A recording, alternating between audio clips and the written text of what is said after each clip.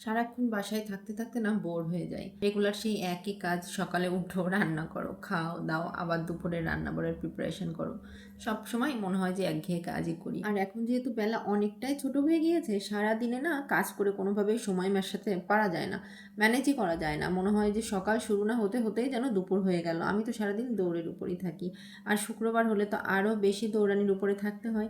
আর এই দিন শুক্রবারের ঘটনা তো আমরা সবাই জানি। সারাদিন ধরে এত বেশি মাথাটা হ্যাং হয়েছিল, বিকালের দিকে আমরা সবাই মিলে তাই একটু বাইরে বের হলাম, যে না হলে ঘরের ভিতরে থাকলে আরও বেশি দম বন্ধ বন্ধ একটা ভাব লাগবে।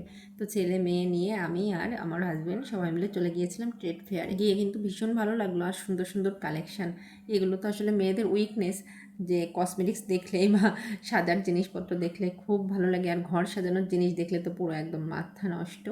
তো আমার বর বলছে, শোনো, মাথা নষ্ট করে কোনো লাভ নাই, কারণ আমি আজকে কিছুই কিনে দিব না। কারণ তুমি বলছো যে তোমার আজকে ঘরের ভিতরে থাকতে একদমই ভালো লাগছে না, তাই জন্য আমি ঘুরাইতে নিয়ে আসছি, কিন্তু কিছু কিনে দিতে পারবো না বাপু।